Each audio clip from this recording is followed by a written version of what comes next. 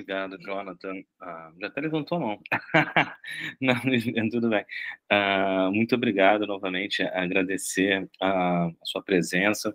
Fiz algumas notas aqui, eu confesso que, evidentemente, são muitos tópicos, muitas questões, eu não vou abordá-los todos em detalhes, eu prefiro ouvir, sobretudo, os participantes, pessoas novas que eu não conhecia. Prazer a todos, Jean Felipe.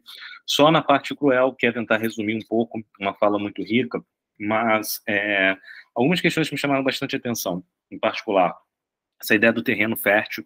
Acho que você destacou em muitos momentos, eu até agradeço, e eu sei que em muitos momentos os pesquisadores não são tão generosos e tão gentis como você foi conosco, com os licenciandos e outros participantes do grupo, indicando alguns caminhos muito interessantes, caminhos de pesquisa, possibilidades de pesquisa. Isso eu tenho percebido que no grupo do GEMAT, as pessoas têm essa tendência de serem participativas e gostarem da coparticipação. Em geral, infelizmente, o ser humano tende a ser um pouco mesquinho e tentar esconder o dito caminho das pedras. Eu percebo que vocês têm sempre uma abrangência muito maior. E lembrando, além dos parabéns do Carlos, Jonathan, eu cometi um erro gravíssimo aqui. A Andrea, ela entrou e disse boa noite e disse prazer em te ouvir novamente. Eu não posso ter lido isso, tá? E depois eu leio um pouco também aqui as demais mensagens, tá, Marcos? Com mais atenção. Mas, além dessa parte da generosidade de vocês, em que você também demonstra isso, Jonathan, o que é um bom sinal de orientação e um bom sinal de participação no grupo, eu acho muito interessante, e dentre vários momentos na sua fala, eu separei aqui livros, falas, né, congressos, planos de aulas e correspondência, que, no fato, é o seu interesse no momento. E é muito interessante perceber essa multiplicidade em que o ser humano atua, em que, e voltamos àquela fala inicial do processo de formação da pessoa, do indivíduo, diria Guimarães Rosa, né, no Grande Sertão Veredas. O bonito do ser humano é que ele é infindo, né, ele é não formado, ele vai se criando durante a caminhada, e é evidente, o professor Biratã faz esse processo. Eu acho muito bacana perceber que todas essas multiplicidades, elas se fazem presentes, como você disse, né, a gente brincava do cansaço que a gente tem, você falou da vida acadêmica, é o percurso da vida acadêmica, nessa diversidade de fatores, e sobretudo os licenciandos que participam no grupo, estão aqui presentes, perceber como, atuando no ensino básico, atuando na graduação, atuando na pós-graduação, atuando no mundo, e essa diversidade do professor Biratã é uma diversidade humana. Então, você vai se construindo educacionalmente, socialmente, enquanto pensador, enquanto ser humano, enquanto ser emotivo, enquanto ser intelectual, nessa multiplicidade. E ter acesso ao arquivo é muito importante nesses momentos, porque tem aqui uma outra fala. Eu sou, assim, fã de carteirinha de algumas pessoas, dentre as quais o Fernando Pessoa. E é muito interessante uma fala do Jonathan, que é dizer o seguinte: agora a gente está pesquisando não apenas aquilo que o Fernando Pessoa quis, que era apenas um livro, por exemplo, mensagem, mas olhar no baú, ver aqueles textos, por exemplo, o primeiro Fausto, que ele tentou compor, e era um Fausto que ficou incompleto. Então, você olhar o trabalho do Fernando Pessoa para produzir alguns efeitos de rima, isso é muito importante. E no caso particular da educação matemática, olhar também as falhas, olhar os trabalhos incompletos do professor Biratã, olhar as correspondências, isso é muito importante. E o trabalho do Jonathan, como ele nos trouxe, isso demonstra de maneira muito interessante. E aí temos o historiador, né, aqui, Moreno, em que é olhar e pensar, afinal, o que é a história, o que é o processo de construção da história da educação, o processo da história da educação matemática, e ela não é feita única e exclusivamente daqueles textos ditos canônicos, daqueles textos que eu escolhi que o público soubesse. Eu também tenho os meus rabiscos, eu também tenho os meus erros, eu tenho os meus acertos, que às vezes nem são notados. Então, acho que essa ideia do arquivo, ela é muito importante. Então, assim, tem várias pequenas questões aqui, mas eu não vou entrar nesse mérito, que eu acho bastante importante, aquela parte do slide, do legado, do processo de construção da educação matemática. Tem uma coisa que me chamou muita atenção, e eu sei que é comum, né, mas assim, quando você falou na ideia da matemática pura, né, as pessoas, eu confesso que, enquanto matemático, perdemos até, deixa aqui o registro, na semana passada, o Anderson me lembrou, faleceu um professor nosso, professor que tinha muito carinho, o professor Adilson Gonçalves, né, e eu, quando entrei na matemática, eu fiquei sendo orientado por ele por um período, numa bolsa lá de uma pesquisa, e eu tinha esse interesse nessa fala, né, matemática pura, e é muito engraçado, né, porque do próprio da etnomatemática, me parece que a matemática, como todo saber, ele é impuro, né, ele está no mundo, e ao estar no mundo, ele é concreto e ele se torna por si só impuro, no sentido de é sempre misturado, é sempre junto na interdisciplinaridade com os outros saberes, e a fala do Jonathan também menciona isso, né, como o Biratã vai, conversa, fala, e dentre essas variadas manifestações, você que linkou uma série de perspectivas, uma série de interesses de registro, diálogo, da parte digital, que é bem importante para vocês, sobretudo, voltamos então ao início, e eu encerro porque tem muitas coisas, a matemática crítica, o processo de formação da educação matemática no Brasil, que é um processo aí a se discutir, né? Porque quando você vai fazendo a reconstrução histórica, você elege os seus marcos, então eleger a obra do Biratã, eleger discussões da década de 70, 60, é um critério nosso, e aí a obra do seu orientador, né, Wagner Valente, nos mostra justamente isso, nos mostra como há o pensamento de uma educação matemática anterior a essas pessoas, então talvez não tão sistematizado assim como nós gostaríamos, mas dentro desse know-how, dessas diversas coisas que você nos colocou, dessas manifestações, esse processo de formação de professores, né? Como é importante perceber como nós, de novo, essa palavra aparece, de formação. Então, Jonathan, eu abro as pessoas, eu te agradeço, não tenho uma pergunta direta para te fazer, apenas realmente te agradecer, ponderar esses pontos que eu acho que são extremamente importantes, sobretudo para os licenciandos, e, novamente, eu acho que, acima de tudo, além da parte do conhecimento que você nos trouxe, agradecer, mostrar o arquivo, mostrar a sua pesquisa, que está em construção, agradecer de novo a generosidade que eu sempre encontro e vejo no grupo do GEMAT, porque vocês, de fato, abarcam, abraçam e ajudam bastante aqueles pesquisadores que estão começando, que às vezes se sentem inseguros. Então, acho que só salientando essa dica para todos que têm interesse, e confesso que muitos têm, em estudar mais e profundamente etnomatemática. Leonardo Moreno foi mencionado e ele levantou a mão. Diga, Leonardo.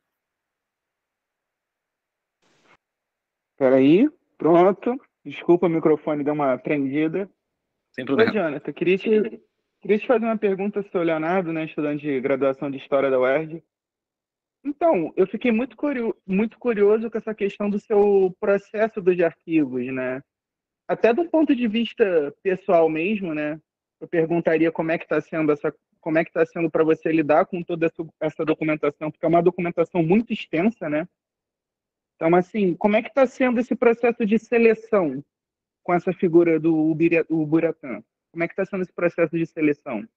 Como é que tá sendo lidar com essa documentação? Está sendo um processo difícil? Está fácil? Vocês estão tendo dificuldades de acesso de outros documentos que talvez vocês possam considerar? Como é que está sendo fazer esse processo de lidar com esse documento? Que realmente é uma coisa Sim. que eu fico muito curioso, como da história. Sim. Então, atualmente, nesse primeiro momento, né, que a primeira fase dos documentos, né, que foram entregues, né, aos centros de documentação em vidas, já está inventariado e organizado. Então, de boa. Então, eu vou falar a partir desses novos documentos, né, que chegaram, que a gente está realizando, né, essa lapidação. Vou intitular como lapidação. Então, eu, juntamente com Patrícia e Eliane, a gente sentou e fez um primeiro levantamento. Nesse primeiro levantamento, a gente separou em cadernos, diversos. Esses diversos, ele vai contemplar mais a respeito das produções. Correspondências e caderno. Foi algo bem simples e direto. Então, depois que a gente fez esse primeiro levantamento mais amplo, percebeu-se que nos diversos teria que abrir o quê? Uma outra categoria. Por quê? Eram muitos documentos, muitas produções que eram tanto dele como de outra autoria. Então, está indo nesse vai e vem. A gente está construindo como categoria. A partir das necessidades que vai surgindo nesse vai e vem, a gente acaba montando, né, como eu posso falar? Outra categorização, vamos falar assim.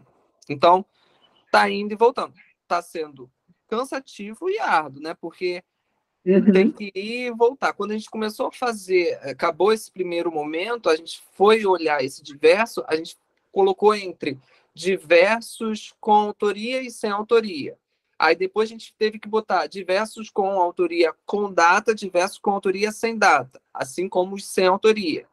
Aí depois disso a gente viu que a gente ia ter que separar pela temática, pelo campo. Então a gente separou em educação, matemática, etnomatemática e história da matemática. E assim está indo. Então, é um trabalho que encontra-se em estágio inicial, né? Essa nova remessa que chegou, a gente ainda está em fase inicial de lapidação, né, dessas materialidades. Então, tem muita dificuldade nesse sentido. Eu não vejo nem como uma dificuldade. Acaba sendo um trabalho árduo. Sendo que, como você deve saber, né, trabalho de historiador em si, ele é árduo. Né? Sim. É muito rico essa questão do documento, que eu realmente fiquei até maravilhado mesmo, porque é um trabalho muito extenso de lidar com tantas documentações, como você falou, mais de 6.000, de campos distintos, né? Porque tem a questão da história da matemática pura que ele era, que eram vestígios que não são o que você falou que teve uma certa dificuldade, né? Que não teve um fácil acesso, que estão chegando essas remessas. Então é muito interessante essa parte de forma interdisciplinar, né? Estudar essa variedade toda. Sinceramente, acho um estudo muito rico que vocês estão fazendo. Muito bom poder trabalhar história, sociologia, matemática e pedagogia, que eu acho que a gente pode ser aliado, deve ser aliado nesse processo da construção de um saber mesmo. Muito rico, fico muito feliz com essa apresentação. Obrigado.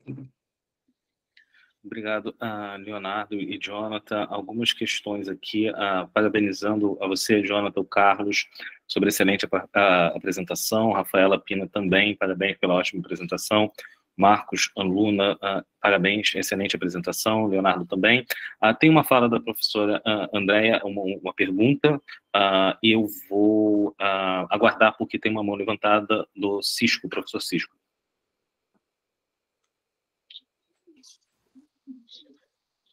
Muito obrigado, professor. Primeiro gostaria de parabenizar o Jonathan por essa apresentação, né? E é muito bom quando a gente aqui tenta fazer esses estudos, né? Porque acabamos trazendo aqui várias concepções, né? De gente, pessoas que entregaram até as suas vidas pela educação matemática ou pela uma educação melhor, né? E o professor Biratã é um deles, né? Que é uma figura incontornável na área educacional. E eu tenho também feito algumas leituras sobre o professor Biratã, e achei interessante quando o Jonathan traz também uma das categorias aí, quando fala da questão da formação dos professores. Uma das preocupações do professor Biratã, ele se focava mesmo também com a questão da formação dos professores de matemática, né? E há um trabalho que ele publicou que falava da formação de professores, as licenciaturas e a pós-graduação, que eu pude entender que ele fazia uma crítica da questão da educação. Uma das críticas, ele olhava, muitas das vezes, que um dos problemas que acontece na formação dos professores é que a gente continua ensinando conteúdos, né, que não estão servindo para a resolução dos problemas dos estudantes. Ele até acaba falando de que ainda a gente continua com conteúdos mortos, não é? Quer dizer que é uma formação obsoleta, aquilo que acontece com os professores de matemática, né? E ele centrava-se também a questão da formação inadequada, né? Que essa formação inadequada dos professores de matemática residia em dois setores, né? Falava da falta da capacitação para conhecer o próprio aluno e a obsolescência dos conteúdos adquiridos nas licenciaturas. E esse conhecer e no entender dele vai além daquilo, por exemplo, que as teorias, né, da psicologia, eles tratam como tratar o professor, porque em algum momento chega a questionar que algumas teorias dessas que a gente ainda continua usando são teorias que elas estão ultrapassadas, né? E pude entender também que esse movimento que o professor Biratã desenvolvia nos dava um outro olhar na parte da educação, o conceito da própria educação que ele traz, né? Que eu acabo mergulhando já na área da matemática, aquilo que tem sido as práticas de nós como professores de matemática, em que a gente olha a questão das demonstrações, olha a questão dos teoremas, como sendo as verdades lá absolutas, que muitas das vezes essa parte não tem, assim, um certo significado para a questão dos alunos, né?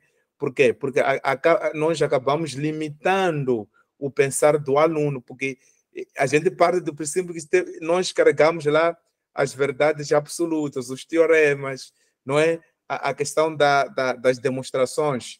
E muitas das vezes a gente, quando se foca naquilo que são os resultados dos alunos, que ele consegue ter os maiores conceitos, para o professor Biratã, esse olhar, isso para ele não era educação. Por quê? Porque ele dava assim, a um entendimento, por exemplo, a gente pode entender aquilo que acontece com os estudantes, aqueles que fazem um vestibular para fazer a medicina. Eles praticamente eles entram com maiores conceitos, mas a prestação deles dentro dos cursos, às vezes é completamente diferente do ingresso. Mas por quê? Porque eles são treinados para poderem fazer o vestibular, acaba tendo melhores resultados. Não, para dizer que nem sempre essa questão que ele discutia, a questão de ter maiores conceitos, significa que o indivíduo, nesse caso, ele estava preparado, né? E algo mais interessante que me chama a atenção na abordagem é a questão do próprio professor, porque ele trazia a discussão de que o professor, aquele que ainda não entendeu que o ato de ensinar é um ato político, significa que esse professor ainda não entendeu qual é a sua missão.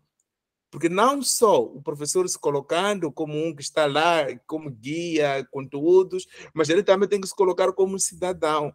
Quer dizer que esse ato dele que o professor faz, da escolha do material, não é? Essas decisões, olha-se isso como um ato político, né? Aquilo que falava também o Paulo Freire, né? Que não bastava dizer que a Eva viu a uva, é preciso que se entenda quem que produz e quem que lucra através disso. E aí eu acabo mergulhando nessa outra categoria que você fala de um pensar crítico, de uma matemática crítica, não é? E essa matemática nos faz a gente questionar as próprias nossas vivências, né? A partir daí, a gente acaba entendendo que não só o aluno está ali como consumidor das verdades que são ditas pelo professor, o professor não pode ser visto como um pastor, né? que ele está na igreja, está a pregar a palavra de Deus, ninguém pode lhe interromper, né? Ele está falando, mesmo que as pessoas não entendam aquilo que fala, ele é visto ali como representante de Deus, ele tem lá as suas verdades absolutas, né? Então, eu acho interessante essa abordagem que traz aqui, esse seu interesse em trazer aqui essa visão do professor Biratã. Só que eu queria te questionar uma coisa só.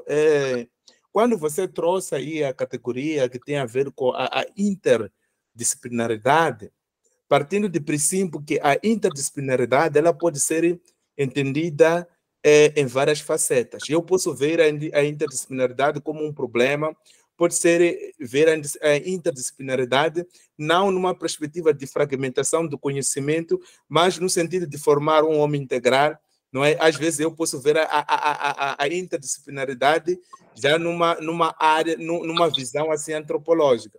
Gostaria de entender que tipo de interdisciplinaridade é essa que você está trazendo nessa categoria do professor Biratã? Será que você está se limitando na interdisciplinaridade, numa questão disciplinar, questão das disciplinas? Qual é essa interdisciplinaridade que você está falando aí? E muito obrigado pela sua apresentação e sucesso aí na sua pesquisa e um abraço. Abraço. Obrigado, primeiramente, né? Então, esse movimento, né, quando eu trouxe a questão, né, tanto da matemática crítica, assim como na formação de professores e até mesmo na interdisciplinaridade, o objetivo da minha fala não foi tentar, vamos falar, em trazer de fato e apresentar o que é, né? Mas sim apresentar que existem documentos que acabam direcionando para ser abordada. Então, nesse movimento de fala minha, eu acabei tentando, né, dar uma ênfase, vamos falar assim, que nos documentos voltados às questões de interdisciplinaridade, havia a presença, né, de outros campos científicos e de saberes, como já mencionado, da própria sociologia, da antropologia, entre outros. Então, essa foi a minha intenção na minha fala, entende? Não sei se deu para entender. Não, tá tudo bem. Muito obrigado, Jonathan. Nada. Obrigado, Jonathan. Eu leguei duas perguntas. A primeira da professora Andréia. É bem curioso, só uma questão sobre a interdisciplinaridade, né? Porque eu achei até eu conheci o professor Biratã, na verdade, num congresso de um curso multidisciplinar no Rio de Janeiro. E foi muito, assim, interessante, porque é um curso que eu tinha algumas pessoas que eu ali conhecia, na UFRJ, e essa perspectiva, eu acho que o Jonathan nos trouxe da interdisciplinaridade, de alguma maneira tangencia a percepção do que o Cisco mencionou, sobre não ser apenas uma questão meramente acadêmica ou meramente formal, no sentido, ora, eu vou apenas fazer porque há um certo modismo, eu vou apenas fazer porque isso contará mais pontos para uma possível publicação. É muito interessante perceber como isso ser multidisciplinar, ser transdisciplinar, tratar de outras áreas é algo humano, né? Ninguém é matemático 100% das vezes. Você trata ali de determinadas questões.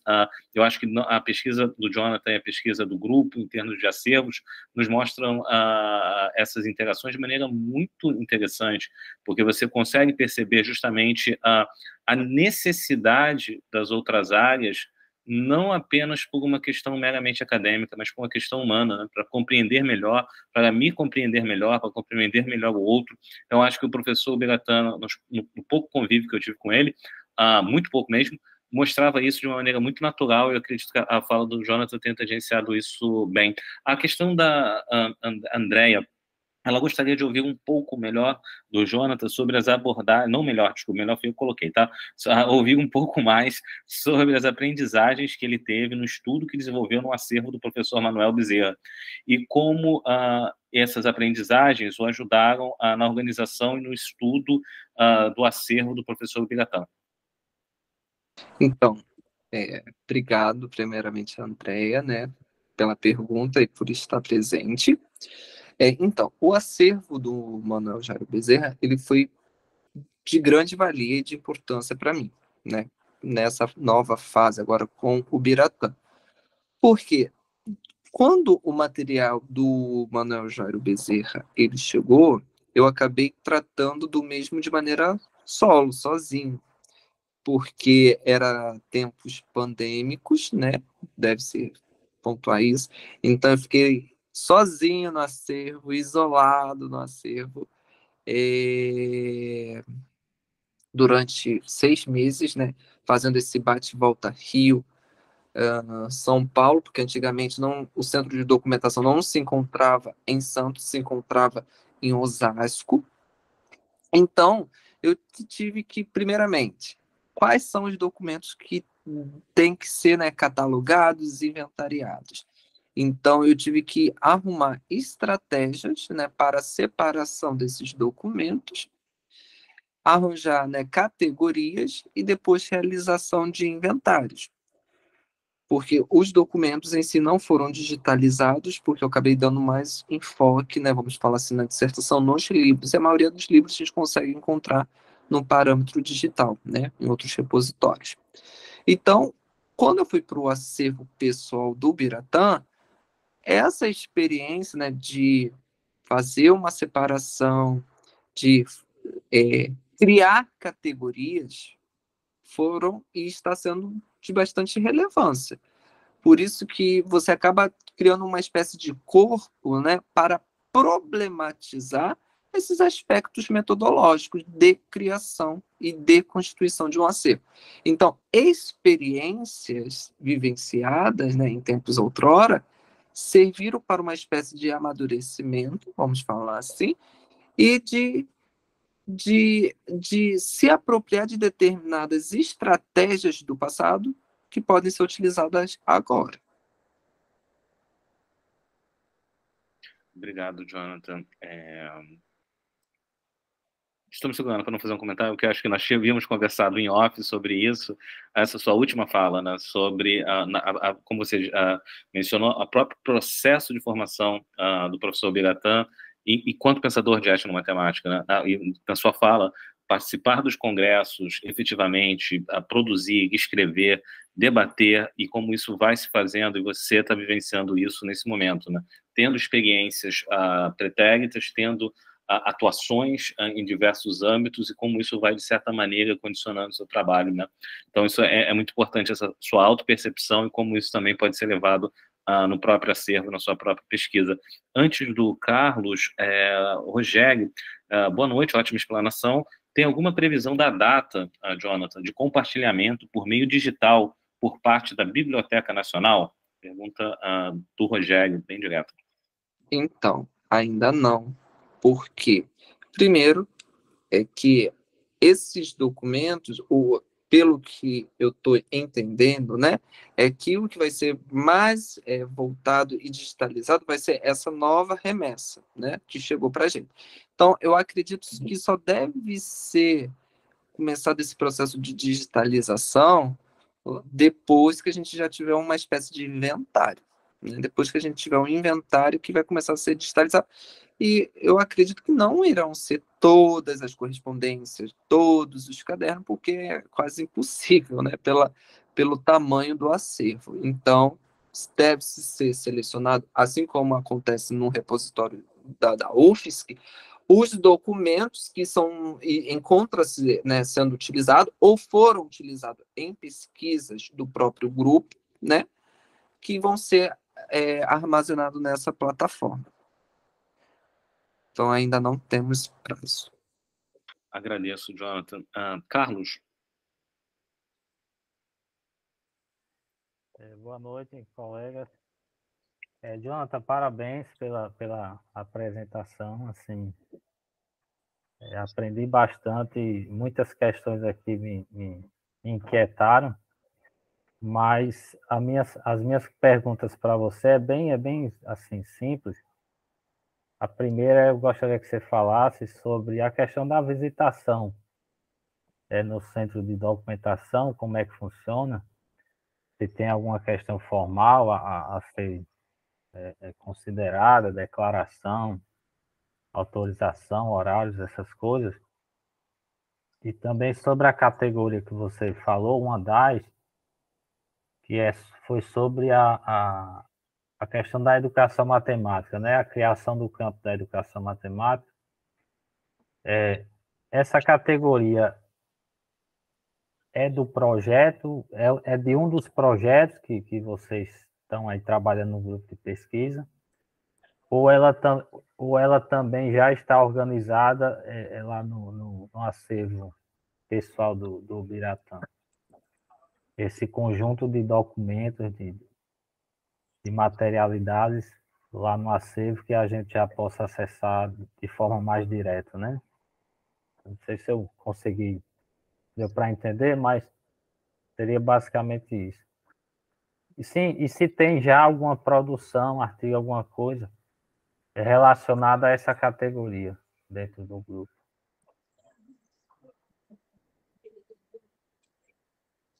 Vamos lá. Em relação à visitação, você só conseguiria, né, ter acesso aos documentos da primeira fase, né, dos documentos que foram doados pelo próprio, né, em tempos que ele era vivo. Então, são esses documentos. Então, você entrando, vou até depois compartilhar com você o link, né, desse inventário. Então, você vai lá, você vai encontrar documentos de congressos, de produções bibliográficas. Então, tá lá, série 1. A série 1 é só de congresso, vários documentos. Aí você olha lá. Você vai achar que você quer tal documento. Aí você anota lá as informações e marca, né, uma visitação, né, que é com o próprio, se eu não me engano, é com o próprio professor Wagner, para você ir lá para ter esse acesso, né, ao documento físico. Por quê? Porque esses documentos já encontram-se inventariados, higienizados, tudo bonitinho. Você só não vai ter acesso a essa nova remessa. A nova remessa você não vai ter ainda, por quê? Ainda está a fase, né, de inventário, ainda vai passar por higienização, essas coisas todas. Sobre a educação matemática. Em relação à educação matemática, é porque o projeto em si ele está categorizado nesses três pilares: educação matemática, na história da matemática e na etnomatemática, porque são os três grupos, né, de pesquisa que tá se ancorando, mas poderia se alargar e deve se alargar ao longo do tempo, porque já deu para perceber uma extensão de documentos, por exemplo, da história das ciências. Então, nesse momento, só se restringiu a esses três pilares. Sobre produção do grupo. Aí essas produções do grupo é sobre o acervo, sobre... Aí sobre essa categoria, no caso. Se já há alguma produção publicada sobre essa categoria específica, né? Da dinâmica da criação da educação matemática no Brasil a partir do acervo dele, né? Então, aí é a minha tese que está em desenvolvimento, né? Vai começar a ser publicado alguns artigos. Alguns artigos já vão ser publicados. Aí é em breve, a gente ainda não soltou nenhum artigo, ainda não tem nenhum artigo publicado. Porque a minha tese, ela está mais voltada para isso, né? Para os saberes de referências, né? Da constituição do campo da educação matemática no Brasil. Então, é para compreender essa origem, né? A gênese, vamos falar assim. Eu te pergunto porque eu sou aqui da pós-graduação da Unesp de Bauru, né? E aluno do doutorado também.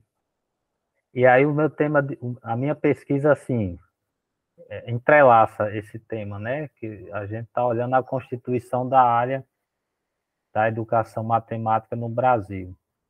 Não tanto nessa questão histórica, né? Como você está trazendo, mas numa história mais do presente. Quais são os elementos constitutivos da área no momento, né? Sim, eu já volto mais para os saberes, né, que Isso. construiu o campo, mas numa perspectiva, né, da história cultural. Então, acaba, de certo modo, dialogando futuramente. Esse é o link, tá, do inventário do professor Biratã. Entendi. Eu acho que eu consegui achar ele aqui, mas obrigado pelas respostas. Sucesso na pesquisa. Para nós. Obrigado, Carlos. Eu acho que todo mundo, muitas pessoas devem conhecer, né, mas quando o Carlos falava, nessa última parte, eu lembrei de um artigo da Lio Fiorentini, né, sobre modos de conceber a educação matemática no Brasil. Então, ali um artigo, se eu não me engano, de 93, bem interessante, porque eu acho que dialoga bastante com essa fala e essas distinções, acho, com um recorte dado pelo Jonathan. Mas ali ele faz uma concepção bem interessante também das diversas possibilidades de entendimento desse campo educação matemática e seus processos de construção no Brasil. Aqui, o Gustavo Miranda tem uma pergunta, e eu também peço às pessoas, caso ainda tenham, para a gente ir organizando para nos encaminharmos, ou também levantar as mãos, eu queria ouvir um pouco do Jonathan sobre o seguinte: como entender o Biratã, que era um pensador para além do escrito, para além dos documentos, um pensador transdisciplinar por excelência, a partir dos arquivos que ele deixou, que cuidados são necessários ao historiador, num caso assim? É boa pergunta, né? Então, eu vou falar, partindo primeiro da minha experiência, que eu tive no EPEM, no Encontro, né, Paulista de Educação Matemática, para depois responder. Acabei tendo uma inocência, né, de fazer uma análise descritiva de um documento dele, de um relatório que ele recebeu do próprio Dario Fiorentini e da Maria Domiti, em tempos, se eu não me engano, da Unicamp, como professor convidado da Unicamp, se eu não me engano. Da Unicamp ou da Unesp. Só que foi uma análise descritiva. Só que nesse relatório só havia exaltação, não havia nenhuma crítica. E aí, como que a gente faz? E a avaliadora, que estava na sala, falou assim: nossa, cadê o historiador aí? Para questionar. Por quê? Porque ele está sendo muito elogiado. Isso a gente sabe que ele era referência, blá, blá, mas não teve nenhum defeito, nada. Então, o papel do historiador, partindo dessa fala, o desafio do historiador é problematizar e trazer outras materialidades para dialogar com a sua fonte primária. Porque, de acordo com o Sertor, no movimento da realização de uma operação historiográfica, quando a gente entra, né, na etapa da prática, ou seja, em tudo em história, começa com o gesto de separar e de reunir, então aí que a gente começa a já construir elementos que vai direcionar para quê? Para uma narrativa. Então, o desafio de quem utiliza esses documentos, que muitas das vezes só vai ser eloquência, tipo assim, só levantar a moral, né, falar que era o bambambam, nesse linguagem assim, é a gente questionar o lugar social, o porquê. Não havia nenhumas interferências, quais eram as relações de poderes que se encontravam presentes. Então, é sempre trazer outras fontes para dialogar e problematizar. Eu acho que esse é o desafio. Opa, obrigado, Jonathan. Estava anotando aqui, em algum momento eu mencionei o Fernando Pessoa, né? De certa maneira, historiador também é um fingidor, né? Não apenas o poeta, como ele falaria.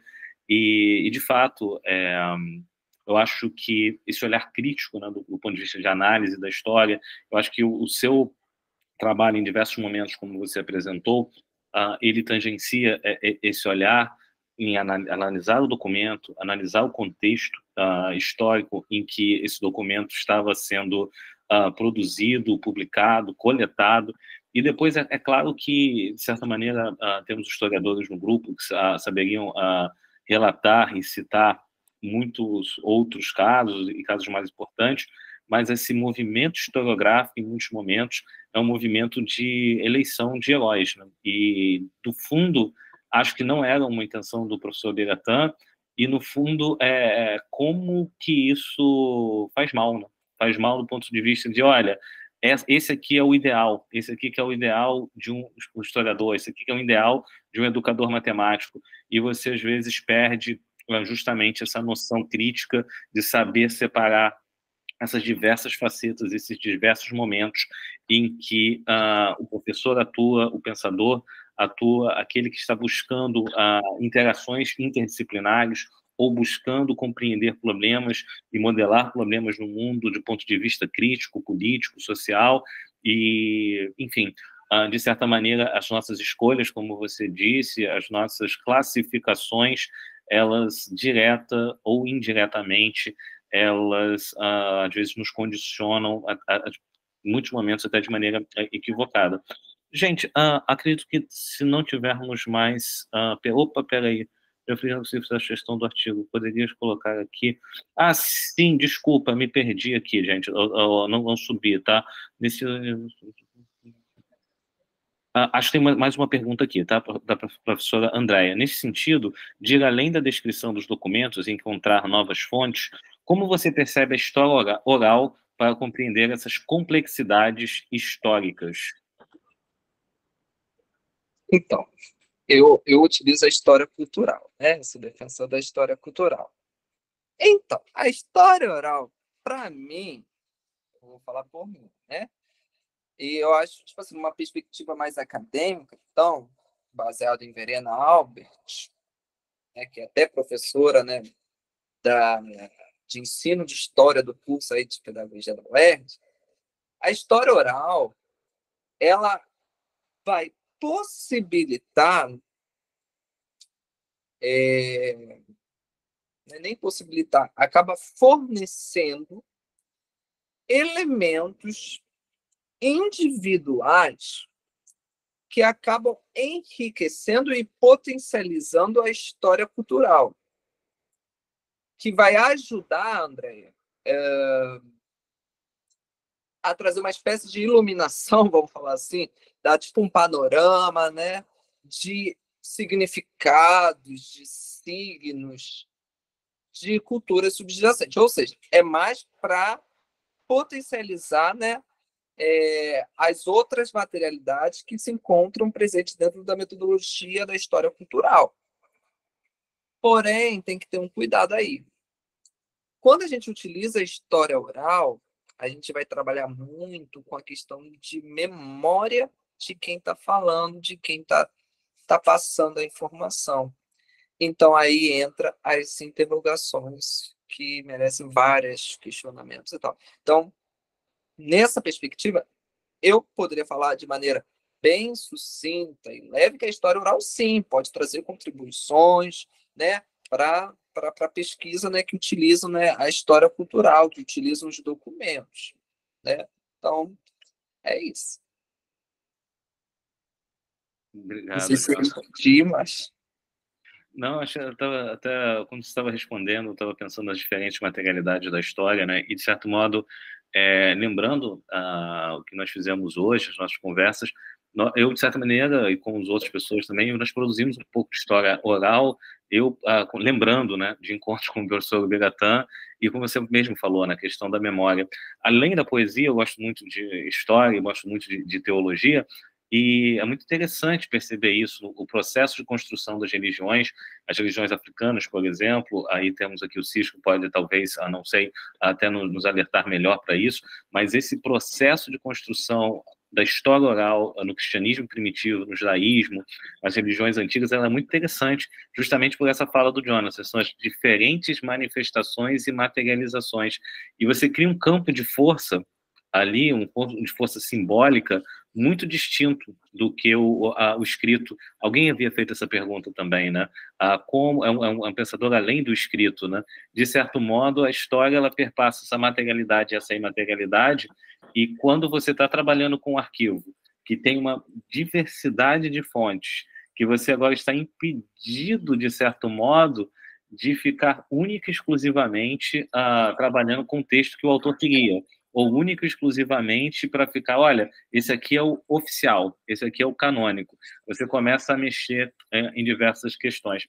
Eu lembro que tem uma carta, acredito que seja para Vettório, mas é do Maquiavel, em que ele manda uma carta e ele diz uma coisa muito engraçada. Ele diz, olha, se as pessoas um dia lerem essa carta, e nós lemos, está lá registrada, elas irão rir de nós, porque ao mesmo momento que nós tratamos do assunto muito sério, nós contamos piadas obscenas, é verdade, uma série de piadas obscenas no meio da carta, e eles vão pensar de uma coisa ou outra. Essas pessoas são um pouco malucas, né? Porque uma hora estão tratando de alta política, do nada estão fazendo piadas de bar, e depois do nada começam a relatar poemas, etc. Então, isso é muito engraçado, né? No caso do pensamento citado do Maquiavel, né? Nós temos uma imagem do pensador e a correspondência, a carta, o diálogo entre as pessoas que estão acontecendo e como essa oralidade é registrada. Então, acho que assim, o trabalho do Jonathan, o trabalho do grupo, ele também é muito importante para isso, né? Se não conseguir, de fato, abarcar a oralidade, mas ver como essa oralidade diretamente transforma a nossa compreensão e transforma o nosso texto, né? Então, acho bastante interessante, bastante profícuo, de fato, para ser trabalhado, e a dificuldade é como materializar essa oralidade, né? Que ela tem aí, tem até um texto muito bom do Derrida sobre isso, né? A Voz e o Fenômeno, texto difícil, chato de ser lido, mas é justamente sobre essa efemeridade da fala, né? Está gravado, poderíamos algum dia voltar a essa gravação, mas num discurso, numa aula, o que é dito se foi, né? É aquele fenômeno, a ideia da enunciação poética, né? Ele enuncia e, é claro, quando está gravado, está escrito, é legal, mas naquele momento que você está lá no samba enredo, já foi, né? Efêmero demais, né? Então, enfim. Gente, eu acredito que não temos mais perguntas, enrolei aqui, inclusive, comecei a falar até de carnaval lá no final, para ver se alguém levantaria a mão. Mas, novamente, agradecer ao Jonathan, agradecer a todos os participantes, as perguntas. Foi muito bom alertar aos licenciandos, sobretudo, que fazem parte do grupo. Fiquem atentos ao GEMAT, fiquem atentos às pesquisas, porque, como o próprio Leonardo Moreno falou, é bem profícuo, e como o Jonathan falou, é um terreno muito fértil, sobretudo para aqueles que estão no âmbito da história, aqueles que estão no âmbito da educação matemática, porque ali tem um dos maiores educadores do Brasil, certamente, e nos últimos anos uma referência, como também o Jonathan nos trouxe, uma referência mundial, tá? Aparecendo em congressos no exterior, aparecendo, sobretudo, no Congresso Internacional de Educação Matemática. Então, é um arquivo de alta relevância, não apenas para o Brasil, mas para esses últimos anos de formação de um pensamento matemático que seja de fato crítico, que seja de fato contextualizado e que nos ajude a pensar, enquanto educadores, como melhorar as nossas práticas e as nossas compreensões. Então, além dos meus agradecimentos, a Andréia também te agradece, acho que o Jonas sou eu, o Jean, o Jonathan, pelo esforço de compartilhar, e agradeço a todos vocês, e muito obrigado. Bom, até a próxima. Tchau, tchau, Jonas. Agradeço. Obrigado, gente. Tchau, tchau.